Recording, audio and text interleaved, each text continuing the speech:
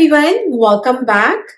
I'm so excited to share this technique with you guys, which I've been using it from last couple of weeks. Every time I make dinner, this is how I've been making it, and literally within 10-15 minutes, your entire dinner will be ready.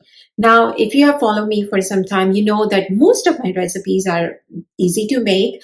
And I do have few of my secret ingredients to make restaurant style food. So if you like those kind of recipes, I will link few of my video down below in the description box, but wait until you see this one because this one is a game changer. Now in today's video, basically we'll focus more on the technique itself than the recipe, because by using this method, you can make any recipes. And accidentally, actually, I came up with this technique. You will not find this anywhere on YouTube. This is my way of making it. So if you like this kind of quick hacks, recipes, if you haven't subscribed my channel so far, please do so. Now, in my case, meal planning is a must to make a quick dinner. And I have shared many videos about that before, how I meal plan, but there's no right way, wrong way of doing it. Whatever works for you, that's fine. In my case, when I do the grocery, when I buy the vegetables, I clean them, chop them, and then keep it in the fridge. So when I want to make the sabji, it's ready to go. Same thing, you can do it with the dal also. You can go ahead and pressure cook that over the weekend. So during the weekdays, you are not spending that extra 10-15 minutes to pressure cook the dal.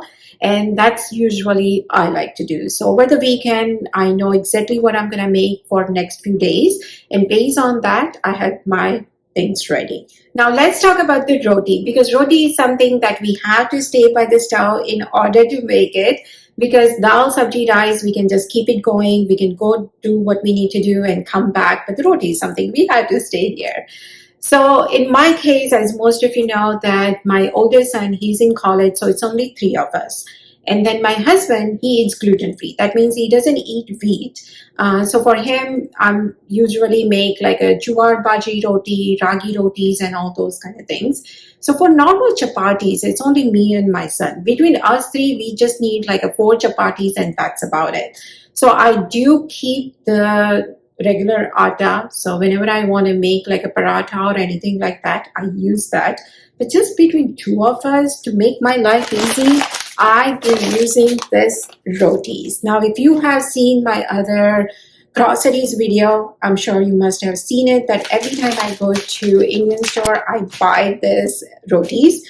And if you see it in ingredients, all they have is the wheat flour and nothing else. So there's not any maida or anything is mixed in there.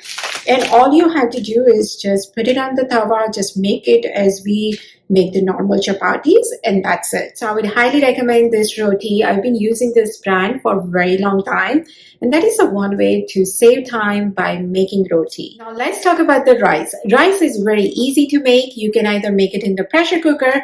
If not, you can make it in the rice cooker. I prefer to use the rice cooker because in the morning before I go for work, I turn it on, and by the time I come home, it's already done. And it keep it warm and fresh for a very long time. Now I do have 2 different rice cookers, so it doesn't matter which kind of one that you use. It basically get the job done. Let's talk about the dal now. Now dal is something that takes more time to cook. Also some of the dal and kadhi, the more you boil, it tastes really good. So the technique that I'm going to share with you, you can use this to make any kind of dal. All you need to do is put all the ingredients in here, plug it in, and your dal will be ready. So what I do is in the morning when I go to work, whatever kind of dal I want to make, I put all the ingredients in here, and by the time I come home from work, dal is ready. My entire house smells so good, and it's been boiling for a few hours, so of course it tastes really good. So if you're a working mom, or even if you're a stay-at-home mom, you know, just go ahead and do this in the morning, and by the dinner time it seemed like you've been boiling that dal for so long. So the recipe that I'm going to share with you, it's a Gujarati dal recipe, but as I mentioned, you can use this technique to make any kind of dal. So to make Gujarati dal, first of all, here in a pan, taking tablespoon oil, into that add 1/4 teaspoon mustard seed, cumin seed, pinch of hing, methi dana, some red chilies, as well as the long. So any kind of dal that you do want to make it into slow cooker, you do want to start first making tadka. Next, I'm also adding some tomato as well as the bangan, green chilies, curry patta, and the ginger. So I do have about one small tomato here, and rest of the stuff, it's up to you if you do want to add it. But definitely ginger and green chili makes the Gujarati dal so tasty. Also adding about tablespoon red chili powder, half a tablespoon dhania jeera powder, quarter teaspoon haldi powder. We'll just go ahead and cook all this for about couple of minutes. And as I mentioned, anytime you do want to make any kind of dal, go ahead and start first making tadka. And next, here I do have this slow cooker. If I can find the same one, I will link it down below in the description box, but any kind of slow cooker will do the job. So any dal that you do want to make, if you can soak it overnight, that's good. If not, if you don't have a time to soak, you can just go ahead and add all the stuff in there. And also, as I mentioned earlier, if you do the meal planning and if you have already dal pressure cook, you can just go ahead and add that also, and that should work. So here I took about 1 cup tuver dal. I soak it, and also adding just I would say about 6 cups of water in there. Also adding some salt to taste, and next I'm adding some sugar because Gujarati dal, it's like sweet and sour. So I add some sugar. You can also add the good in there too. And then the tadka that we made, I'll just go ahead and add that, and we'll let the slow cooker do all the job for us. So as I mentioned earlier, in the morning when I go, I just start the slow cooker, and by the time I come home, the dal is ready. Last but not the least, let's talk about the sabji. Now, sabji is something that we have to stay close by. We have to keep stirring it in order to make sure that it gets cooked properly. So there are few easier way of making it. One of them, we all know that we can make few of the sabji in pressure cooker. Second, I've been sharing that with you guys for a very long time, and that is to make the sabji in oven. If you do have an oven, guys, get the use out of it. All you need to do is mix all the ingredients, your masalas and everything, and then put it in the oven on 350 degree for about 20 minutes, and your sabji will be ready. So I wish I can have any kind of copyrights on that technique as well as this new technique that I'm about to share with you guys, because I have not seen these two kind of techniques anywhere on social media. Not that I have heard from anyone. So I wish I can have any kind of copyrights, but of course I had to share with you guys. So once you know, it's gonna blow your mind. I wish I would have knew this sooner, but to make sabji quicker, I've been using the Ziploc steam bag. You want to make sure that you use the steam bag and not the regular plastic bag, because that's not good. So you want to make sure that you use the steam bag. The bag looks like this. It basically tells you that whatever the vegetables you have, how many minutes you need to put it in the microwave. But when I made the sabji, I had a full bag, and I put it in the microwave for about 4 minutes.